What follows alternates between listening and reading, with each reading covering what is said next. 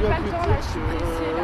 Aujourd'hui, nous allons voir comment aborder une femme dans la rue et quelles seraient éventuellement les 10 erreurs à ne surtout pas faire. En effet, nous allons vous expliquer les attitudes à adopter ainsi que les réflexes à développer. Erreur numéro 1, ne pas aborder. Qu'est-ce qui vous empêche d'aborder une femme? Elle est pressée, vous êtes peut-être mal habillé. Le constat est là, les hommes ont peur d'aborder les femmes, que ça prenne 3 secondes ou 3 minutes. De toute manière, l'important est de s'habituer à parler aux inconnus de manière naturelle et décontractée et de développer cette aisance sociale.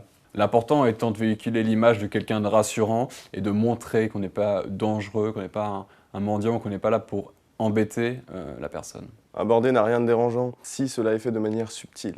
Cela fonctionne plus que l'on voudrait le croire. Cela n'est ni mal élevé ni mal poli. Il faut juste savoir oser.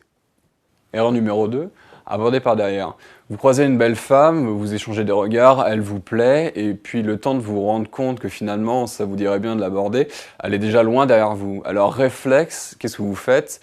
Vous l'abordez par derrière. Parce que c'est vrai qu'aujourd'hui, qui aborde par derrière? Les traîtres, les assassins, les tueurs? Malheureusement, c'est un détail qui n'est pas négligeable. C'est un réflexe social conditionné. Revenez sur vos pas, ne courez surtout pas, et mettez-vous à son niveau pour pouvoir l'aborder d'une manière correcte. Erreur numéro 3, la poursuivre. Alors surtout, si vous abordez une femme, arrêtez-vous tout de suite à partir du moment où vous avez ouvert la bouche ou à partir du moment où vous comptez ouvrir la bouche, puisque de fait cela va la rassurer, elle ne va pas se dire tiens il va me poursuivre pendant les 500 prochains mètres, et puis ce sera plus efficace pour vous, puisque ça va vous permettre de marquer une pause et de rebondir tout de suite sur ce que vous avez à lui dire. De plus, la poursuivre est quelque chose qui est assez intrusif, et cela pour être vécu comme une agression. N'oubliez surtout pas de sourire, vous êtes là pour le plaisir et pour avoir une interaction sociale et conviviale. Erreur numéro 4, être lourd et insistant par la même occasion. Il n'y a rien de plus lourd qu'une personne qui insiste. Les femmes d'ailleurs n'aiment pas du tout les pots de colle, et ce n'est pas parce que vous avez pris votre courage à deux mains pour l'aborder qu'elle vous doit forcément quelque chose. Donc si elle passe son chemin, ne le prenez pas personnellement et vaquez à vos occupations. Siffler les femmes ne marche pas toujours, sortir en groupe de 15 non plus, et le enfin fameux célèbre. Je me demandais si ton père était un voleur.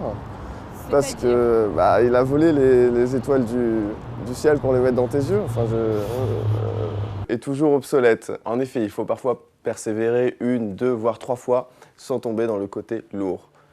Erreur numéro 5, réciter un texte par cœur. Alors c'est la recette miracle pour passer pour l'homme le plus bizarre de l'année.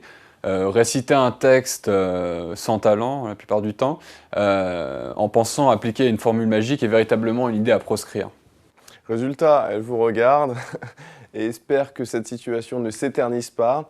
Alors, chaque situation doit être prise avec un minimum de spontanéité. Évidemment, vous ne faites pas ça tous les jours.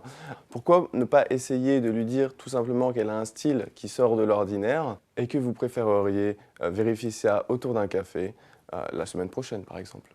Erreur numéro 6. Parler trop vite, trop fort ou tout simplement trop.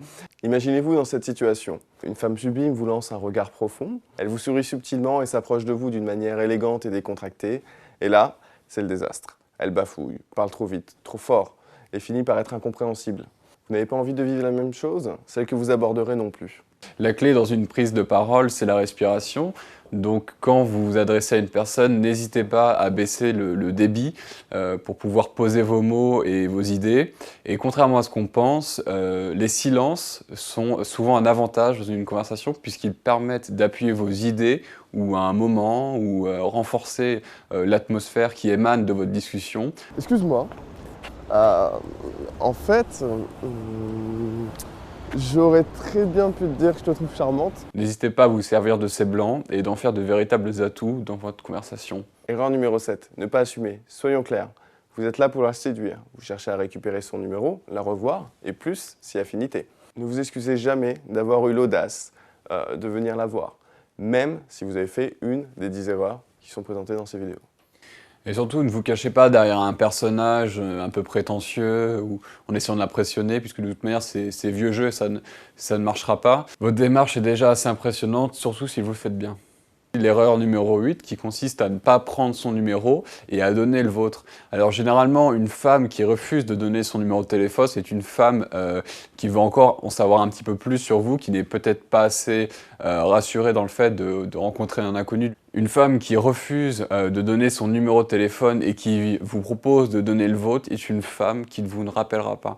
C'est une formule de politesse qui consiste à vous faire comprendre que vous n'avez pas été suffisamment efficace sur le moment. Une fille intéressée vous donnera son numéro de téléphone. 06 80, 80. 17. Alors quelques pistes pour... Une idée de réponse assez simple, tout simplement, aujourd'hui, vous n'avez qu'à lui dire qu'il y a une étude qui a été réalisée et que malheureusement, 99% des femmes à qui l'on donne son numéro ne rappellent pas. Donc prenez un ton assez joueur, jouez avec ça, vous passerez pour quelqu'un de sociable, de marrant, et ça vous fera gagner des points. Erreur numéro 9, vérifier le numéro. Donc en fait, il n'y a rien de pire pour casser la dynamique de la conversation et de l'interaction, puisque si vous avez eu son numéro, c'est que vous l'avez suffisamment intéressé et que tout s'est déroulé pour le mieux. Donc le fait de vérifier le numéro montre vraiment que vous n'avez pas confiance en vous et que vous doutez qu'on puisse vous donner un vrai numéro. Mais bon, pour ceux qui ont un doute, vous pouvez feindre une petite erreur sur les derniers chiffres. Un exemple, 06, 1, 2, 3, 4, 5, 6, 7, 8, 9. Vous lui faites répéter en disant « c'est bien 79 à la fin ». Elle va vous dire « non, c'est 89 ». À partir de là, cette petite astuce qui a été empruntée à Soral doit être consommée avec modération, car le but est évidemment qu'avec l'expérience, vous réussissez à détecter si ceci est un faux numéro ou pas. Erreur numéro 10, ne pas accepter le refus. Cela n'a pas marché, bonne nouvelle, toutes les études sont unanimes, il n'y a pas qu'une femme sur Terre. De plus, une femme que vous aurez abordée dans la rue et qui vous rejettera, ne vous rejettera en fait pas vous, mais simplement l'image que vous avez véhiculée. Donc ne le prenez jamais personnellement, c'est juste qu'une femme ne peut pas connaître vos valeurs, ce qui fait que vous êtes vous, votre personnalité en l'espace de 30 secondes. Et si elle vous rejette, ce n'est pas personnel. C'est vrai, parce que plaire à tout le monde, ça serait aussi plaire à n'importe qui. Bien évidemment, il est impossible d'atteindre un taux de réussite de 100%, et de toute manière, ça n'aurait aucun intérêt. Donc nous vous laissons vous faire votre propre expérience et surtout enrichir votre culture de la séduction avec nos autres vidéos. Et surtout, n'hésitez pas, osez, tout simplement.